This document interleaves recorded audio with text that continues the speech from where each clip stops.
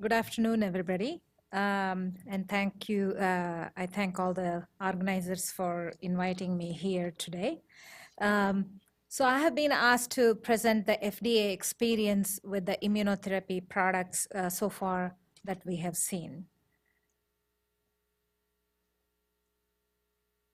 So I thought I'll just start with what are the regulatory approval pathways that we have. We have the accelerated approval and the regular or traditional approval. And based on clinical benefit is what we look at for traditional approvals, such as survival benefit, patient benefit, or benefit in validated or accepted surrogate markers. And for example, disease-free survival in evaluating adjuvant therapy. Whereas the accelerated approval is in serious or life-threatening diseases. Of course, cancer qualifies for this most of the time. And based on surrogate, I have put this in quotations, these are not validated surrogates, but are intermediate endpoints reasonably likely to predict clinical benefit. And the example is usually the objective response rate is used in these accelerated approvals. Having said that, we have used other endpoints as well. And this requires an improvement over available therapy as well as a confirmatory study to show that there is clinical benefit.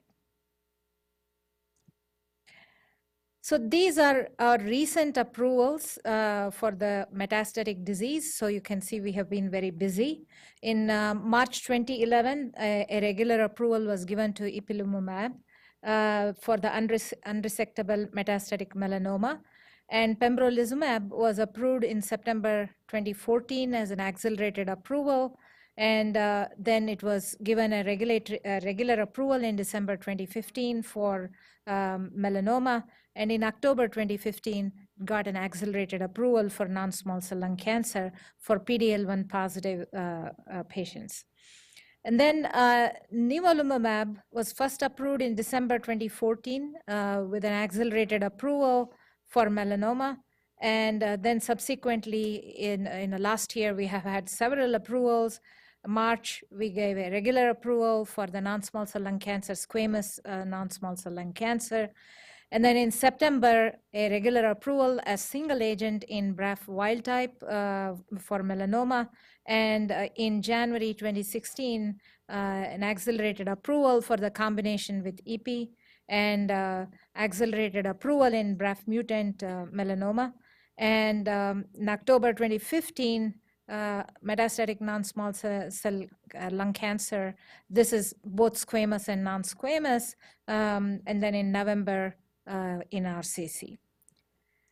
Now, just to go a little bit into what are the key elements of the trials of these for the which supported the approval of these products, I'll go through the trial design, endpoints, and incorporation of biomarkers. So in the trial design, you will see the two things, either single-arm trials or randomized clinical trials. I have also said here in single-arm trials, the analysis, and I'll talk about it in a minute. But we have to understand that usually in these trials, patient population are more refractory, and it's difficult to attribute safety concerns. And long-term safety is unknown as survival is usually short in these highly refractory patients. And approval pathway is generally accelerated approval based on objective response rate. In the randomized clinical trials, this is the optimum clinical trial design where known and unknown prognostic factors are balanced.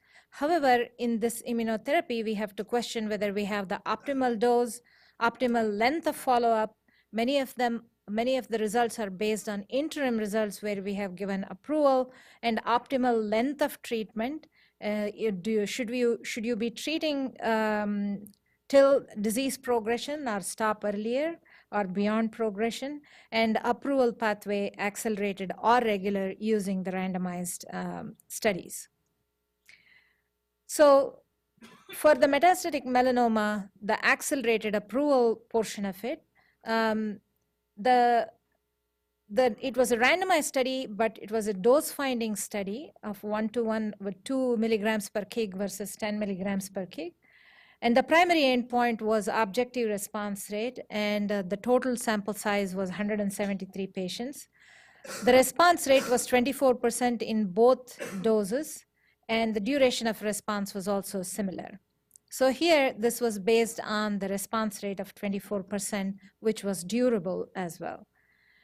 And in the nivolumab, it was the single-arm analysis of ongoing randomized 2-to-1 randomization. So this was a randomized study, but this was in between when the analysis was done with just the treatment arm of 120 patients, and the response rate was 32%. And then we had a randomized controlled trial, 2-to-1 randomization of the combination of Nivo plus EP versus EP plus placebo. And here the primary endpoint was response rate and PFS. And in this case, again, this was an interim look with a BRAF wild type subgroup of 109 patients, and the response rate was 60% versus 11%. I'm sorry, this was all of the BRAF wild type subgroup that were there. And the duration of response, again, was 3 to 7 months. And we also had the PFS here with a hazard ratio of 0.4. Then we have the double-blind randomized controlled trial, 1-to-1 with Nivo plus EP versus Nivo versus EP. This was all-comers study, and the primary endpoint was PFS.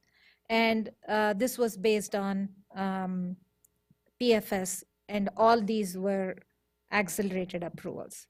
Now, if we go to regular approvals, then in the ipilimumab, you had the randomized controlled trial, 1-to-1 randomization, and the endpoint was overall survival. It showed a very significant improvement in overall survival. So the approval was based on overall survival. And you come to Pembro, it was 1-to-1. It was 2 dosing schedules versus EP.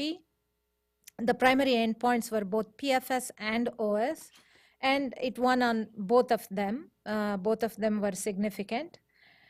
And then there was another supporting study of a randomized clinical trial, again 1-to-1, and this was 2 milligrams Q3 weeks, and then 10 milligrams versus chemo.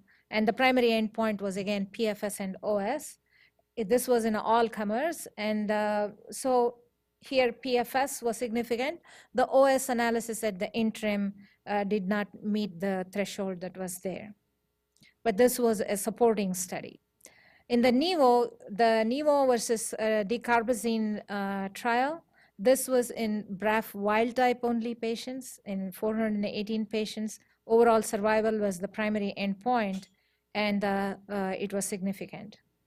So in non-small cell lung cancer, so you get the picture that if it's a single arm and we are basing it on response rate, it is an accelerated approval. If it is survival and there is a huge difference, then we are giving a regular approval. Now, if you look at the non-small cell lung cancer, the response rate was much lower compared to melanoma. And that's all I want to make the point here. And then the last one, the renal cell carcinoma, we have, again, a survival improvement, and based on that, the approval was given. So the endpoints in the metastatic melanoma, all of them, you see that there is overall survival advantage. The response rate in EP was marginal to nothing. And the PFS, or the progression-free survival, the current analysis that we do, there is non-proportionality. I will go into that in the next slide in a minute. And in the metastatic non-small cell lung cancer, Pembro, it was a single arm, ORR possibly improvement. Nivo, there was certainly an OS improvement. Response rate, 15% versus 12%, not very great. And again, we saw this non-proportionality. In the metastatic renal cell, again, the same issues. And PRO, the patient-reported outcomes, are important, but it is disease-dependent and has not been evaluated rigorously in these studies, and we really don't have long-term experience with these products. So here you see that there is no difference between the graphs, between the Kaplan-Meier curves of the three arms. This is Nivo plus EP versus Nivo versus EP, but later on they separate out. So, and the same thing you see here, and therefore using a Cox proportional hazards model to explain this is truly not the right way to do it. In the biomarker, you saw that the Pembro for the non-small cell lung cancer is restricted to PDL expression of greater than 50% TPS. I think there was a error earlier, a spell error, TMS, it's a TPS, tumor proportion score.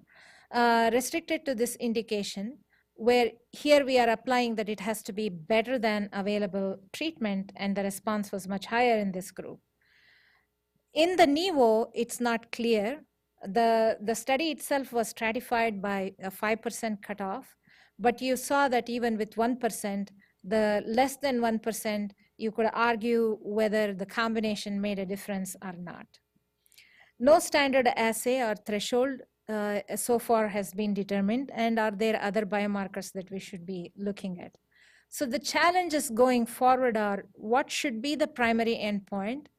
Overall survival is certainly a clear winner, but this may not be feasible as we move forward, example in first line treatment.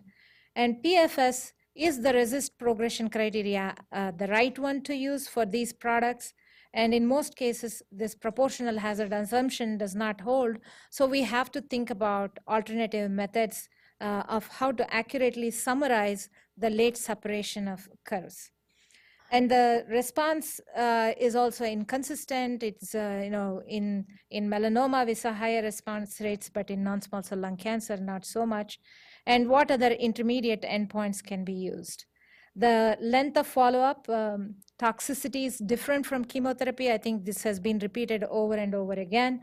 So beyond treatment, follow-up is necessary, and we should think about making sure that in the trial design, this is included. Future trial designs in combination with another IM product or with chemo, and what is the endpoint then, and toxicity, follow-up, length of treatment, these are all things that need to be considered. So in summary, the current knowledge is limited. Accelerated approval is based on surrogate endpoint reasonably likely to predict clinical benefit, and the product better than available therapy, and regular approval is based on clinical benefit endpoint. And exploration of intermediate endpoints other than response and PFS is needed here now. Standardization in biomarker measurement assays is needed. This was also talked about earlier today. Alternative ways in which data can be summarized to address the non-proportionality so that it makes sense to the clinicians to understand as well. Critical consideration on duration of treatment and length of follow-up is necessary. And certainly we can do innovative trial designs, including master protocols, enrichment, and adaptive designs. However, you have to have the network infrastructure and resources to implement such complex designs. Thank you.